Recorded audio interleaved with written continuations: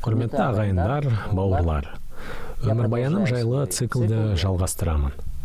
Ең алдымен сіздердің ыстық ықыластарыңыз бен жазған пікірлеріңізге тағы бір мәрте шын жүректен алғыс айтамын. Бұл видеода менің мінезімнің қалыптасуына, тұлға ретінде қалыптасуыма ықпал еткен бала күнімдегі негізгі оқиғаларды айтып беремін. Дәл сол жағдайларды баяндағым келеді. Бұдан бұрын айтқанымдай, мен 1960 жылы 28 маусымда Алматыда дүниеге келдім. Ол кезде ата-анам қалаға жаңа келген жас мамандар болатын. Бастарында баспанасы болмағандықтан жалдамалы пәтерде өсіппін. Кейін үлкен ағаларымнан естуім бойынша, ол тіпті пәтер емес, едені жоқ жертөле бір ауыз үй екен. Соның салдарынан қыста өкпем қатты қабынып, ауырып қалыппын. Содан ауруханада жатып, емделіп шыққаннан соң, мені Семейдегі Нұрғали атамның қолына жіберіпті, және сол жақта 3 жасыма дейін болған екенмін. Ата-анам баспаналы болған соң, мені қайтадан өз қолдарына алыпты. Сол кездегі көп бала сияқты мен де Алматының ауласында өстім. Менің замандастарымның есінде болар, ол кезде балалар күтушінің қолында емес, әдетте үлкен әпке ағаларының қарауында болатын. Аулада сондай-ақ зейнетке шыққан ата-апалар да отыратын. Олар сол ауланың беделді адамдары. Ауладағы балалардан көз алмай, арасында ескерту, тыйым айтып отыратын. Ал біз ол кісілерді тыңдайтынбыз. Айтқым келгені, өмірімнің көп бөлігі үй, содан көбінесе есік алдындағы аула, мектеп, отбасы осы арасында өтіп жатты. Менің замандастарымның көбінің балалығы сол кеңес кезінде дәл осылай өткен болар. Ол кезде есік ілінбейтін, бәрі бір-бірін танитын, аула ғана емес, қаланың сол бір бөлігінде тұратын, яғни бір кварталда тұратындар да бір-бірін білетін. Сондықтан ешкім баласы үшін аса көп уайымдамайтын. Ата-аналар таңертең ерте жұмысқа кетіп, кеш келетін. Ал біз өз-өзімізбен жүретінбіз. Сіздерге баяндағалы отырған бала күнімдегі ең маңызды деп білетін сәттерді хронологиялық ретпен айтпауым мүмкін. Себебі олардың бәрі шамамен бір уақытта болған. Бірде демалыс күні, демалыс екені есімде қалғаны, әкем үйде болатын. Қатты шөлдеп, ас үйдегі тоңазытқышты аштым. Ішетін суық ештеңе таппаған соң, қызанақтан алып бір тістедім. Ол бұзылып кетіпті. Содан ашуланып, ашық тұрған терезеден лақтырып жібердім. 10 минут өтер-өтпестен есіктің қоңырауы шырылдады. Бір ақсақал келіп, сіздердің терезелеріңізден біреу қызанақ лақтырды. Абырой болғанда ешкімнің басына түспей, асфальтқа менің алдыма түсті деді.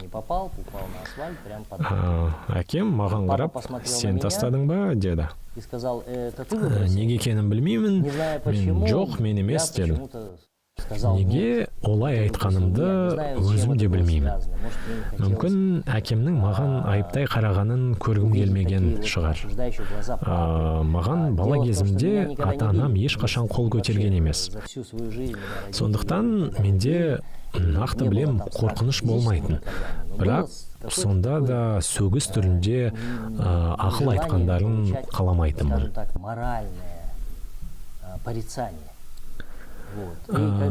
Қызанақты мен тастамадым деген соң, әкем атаға бұрылып, ақсақал, біздің терезеден түспеген болар. Менің ұлым ешқашан өтірік айтпайды, деді. Ол кісі кешірім сұрап, онда жоғары қабаттан шығар, деді де кетіп қалды. Содан кейінгі ең алғашқы сезімім әрине бойым жеңілдеп қалды. Әйтеуір құтылдым-ау деген ой келді. Бірақ 1-2 сағат өтпестен ішімді бір түрлі сезім жайлап, маза бермеді. Біріншіден өтірік айттым. Екіншіден, кейінірек оқыған Шукшиннің, яғни егер сіз біреуді алдап кеттім деп ойласаңыз, бұл сіздің одан ақыл екеніңізді білдірмейді. Бұл ол адамның сізге өзіңіз ойлағаннан да қатты сенгені деген сөзінің мәнін бәлкім сол кезде шынайы түсінген болуым керек. Мүмкін сол кезде артылған сенімге лайық болмағанымды түсінгенімнің салдарынан өзімді іштей мүжей бастадым. 4 сағаттай уақыттан соң әкеме барып, әке, мен өтірік айттым, қызанақты лақтырған мен едім, деп мойындадым. Әкем болса сабырлы қалпынан танбай, олай болса бағанағы ақсақалды тауып кешірім сұрайық, себебі ер азамат өз ісі мен сөзіне жауап беруі керек деді. Содан біз ол кісіні іздеп шығып, көрші подъезден таптық. Ол кезде жобалап кімнің қайда тұратынын сұрастырып білу қиынға соқпайтын. Әйтеуір тауып есігін қақтық. Әлі есімде, көз жасымды көрсетпеуге тырыстым. Бірақ ол қорқыныштың немесе басқаның емес, ұяттың көз жасы болатын. Солай. Содан ол кісіге, мен сізге өтірік айттым, әкемді де, сізді де алдадым. Қызанақты лақтырған мен едім. Неге олай еткенімді білмеймін, дедім. Ақсақал да күлімдеп, ештеңе етпейді балам. Ең бастысы мойындадың. Соның өзі ерлік. Бұдан былай ондай деңгейге түспе. Өзіңнің кемшік қателігіңді жасырма. Ал қателескен екенсің, соны мойындай біл, деп ақылын айтты. Міне дәл осы оқиға ерекше әсер еткен өмірімдегі ең маңызды сабақтың бірі ретінде есімде қалды. Екінші оқиға, естеріңізде болса, менің замандастарым білу керек, кезінде қаланың әр ауласында өз иттері, мысықтары болатын. Оларды түгел аула болып тамақтандырады, бәрі сол ит мысықтарды жақсы көреді. Біздің ауланың да сондай иелі кеткен иттері болды. Солардың біреуін біз құрылыс алаңында үйшікте байлаулы тұрған жерінен босатып алдық. Байланғанда шынжырға не қарғы бауға емес, жай ғана жіңішке темір сымға байлаулы болған. Содан біз айналаны жақсылап барлап шықтық та, иттің нақты қай жерде екенін білген соң, қысқасы құрылыс алаңынан құтқарып алып, өз ауламызға алып келдік. Ұзақ уақыт бойы, шамамен 1 айдай уақытта, ол ит біздің аула адамдарына, жалпы адамға қайта үйрене бастады. 1 ай өткен соң, өзін шақырғанға жүгіріп келетін болды, балалармен ойнайтын болды. Бірде аулаға шықсам, иттің қыңсылағаны естілді. Бұрышқа жүгіріп барсам, 3 ересек бала. Ол кезде мен 1-ші сыныпта оқимын, яғни жасым 7-де. Олар 5-ші сынып оқитын, сонда жобалап 12 жастағы балалар. Сол кез үшін жас айырмашылығымыз әрине едәуір айтарлықтай болатын. Олар біздің иттің мойнына сым тағып, ауламыздан сүйреп бара жатты. Олардың жанында менің бір сыныптасым да болды.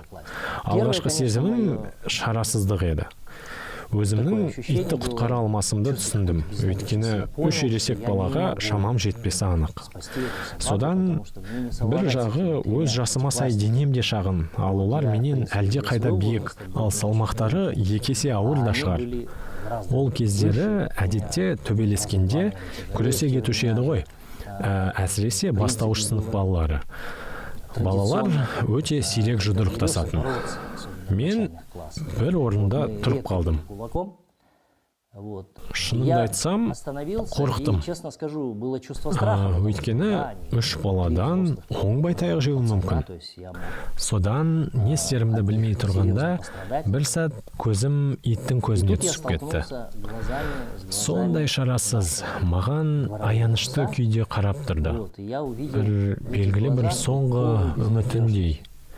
Осыдан кейін бұрылып кете беруге дәтім шыдамады. Содан бұл итті осы күйде тастап кеткенше өлгенім артық деген шешімге келдім. Қорқыныш сезімімді серпіп тастап, тіпті сол сәтте қорқынышым жоғалып та кеткен шығар, итті құтқару керек екенін түсіндім. Қалай құтқарсам екен деп ойым оң саққа кетті. Олармен күрескеннен түк шықпайды. Сол себепті жұдырықпен ұруым керек деген шешімге келдім. Мен жұдырығымды түйіп, итті бар күшімен сүйреп бара жатқан ең ірі балаға жүгіріп бардым да, оны дәлдеп тұрып тұмсығынан бір салдым. Соққым дәл тиіп, мұрны оңбады. Қан сауғалап кетті, сосын ол жылап қалды. Содан уақыт өткізбей, бірден оның жанында тұрған екінші баланың шатынан бар күшіммен бір тептім. Оған тура тимесем керек, бәлкім тізесіне тиген шығармын. Тізесін оңдырмаған болсам керек, ол да айғайлап жылап, маған есі лаңсың деп шетке ығыса берді. Ал үшінші бала менің тап бергенімді біліп, маған қарсы жүрді. Достарының өшін алмақ болғанда, менің артымнан достарым жүгіріп келді. Өзім сияқты бірінші сыныпта оқитын балалар. Бірақ біз көп едік, 6 адам. Содан бәріміз бағанағы 5-ші сыныпта оқитын жалғыз балаға жабылып, аяғынан шалып, жұдырықтың астына алдық. Содан олар араша сұрап, болды, екінші бұлай етпейміз, жіберіңдер деп кешірім сұрады. Қысқасы, итімізді босатып алдық. Бұл балалық шағымның маған берген тағы бір сабағы болды. Менің түсінгенім, қорқыныш әрине өте күшті сезім. Бірақ бәрі сенің әрекетіңнің астарында жататын мотивтерге байланысты. Әдетте, сенің қаншалықты күшті не әлсіз екенің аса маңызды емес. Сенің не үшін күресіп жатқаның маңызды. Күресетін мотив, себебің айқын болса, қаншалықты мықты болғанына қарамастан, әсіресе оның сенікіндей мотивациясы жоқ болса, сен кез келген қарсыласыңды жеңе аласың. Егер сенің мотивің күшті болса, кез келген тірі организмнің негізінде жатқан сезім, яғни өзін-өзі қорғау сезімінде еңсеріп, жеңуге болады. Өйткені, олай етпеген жағдайда, қалай дегенмен жануар емес адамсың, жай ғана биологиялық емес, қоғамдық мәні бар жаратылыссың. Сен жеңілдім, кері шегіндім дегенге көніп, өмір сүре алмауың мүмкін. Дәл осындай ішкі күш, батылдық, кез келген жануар кері шегіне салуы мүмкін сондай сәттерде адамды соңына дейін күресуге итермелеп, жетістікке, жеңіске жеткізеді.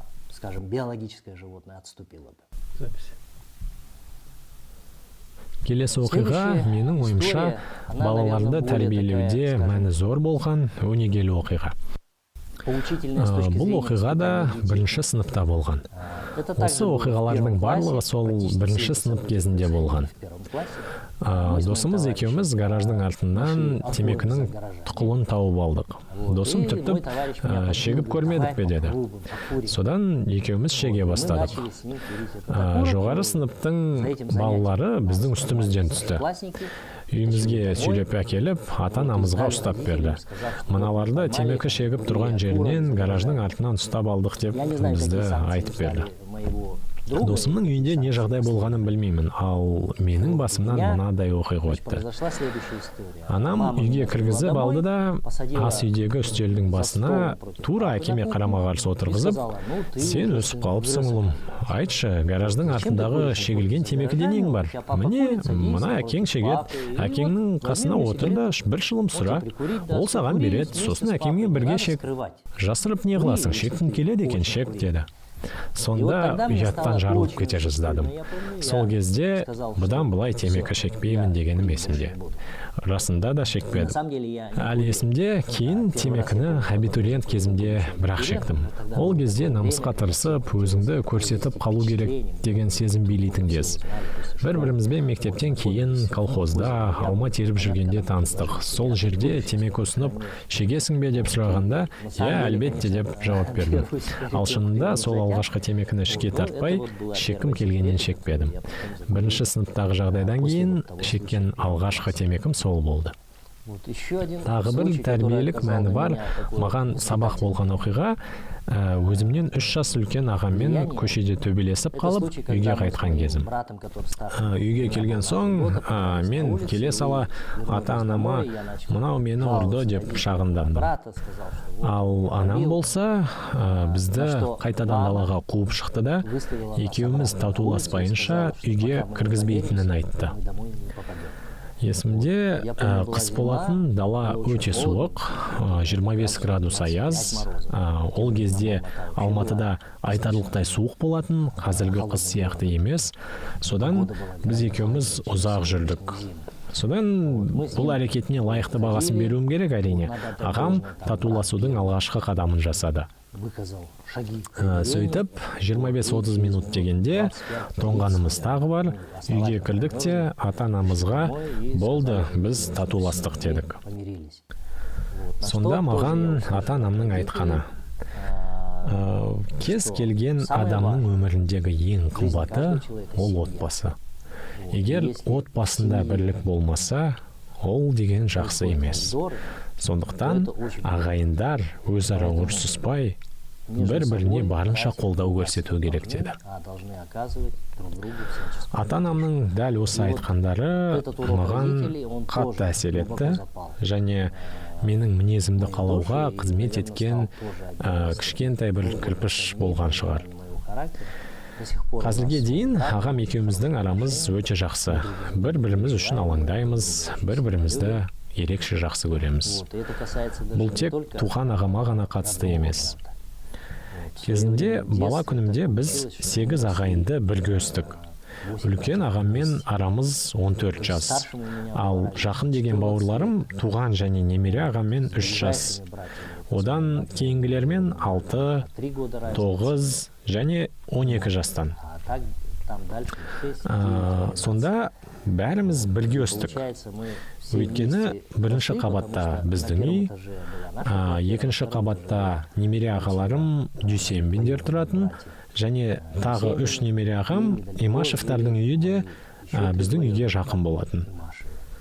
Бәріміз бірге 8-іміз бір үйдің балаларындай өстік. Тіпті 5-ші сыныпқа дейін кімнің туған, кімнің немере аға екенін онша ажырата бермейтінмін. Бауыр ма бауыр, менен немере ағаң ба, өз ағаң ба деп сұраса, мен жай ғана ағам деп жауап беретінмін. Өйткені бәріміз бірге өстік, бірге тәрбиелендік. Демалыстарда қонақтар келгенде, кеткенде бәріміз бірге болатынбыз. Мысалы, ата-анамыз қонаққа кеткенде, біріміздің үйімізде бәріміз қалатынбыз. Үлкендер кішілерге бас көз болатын. Сол кезде бәлкім отбасыға, жақындарға сүйіспеншіліктің іргетасы сонда қаланған болу керек. Сол сезім қазір де бар, және сондай сезімдерді балаларымның бойында да болғанын қалаймын. Осымен балалық шағым туралы видеорепортаждың тыңдармандарыма және балаларыма жеткізгім келген бөлігін аяқтаймын. Осымен екінші бөлім, өмірбаянымның екінші бөлімі аяқталды. Келесі эфирде кездескенше тыңдағандарыңызға көп рахмет.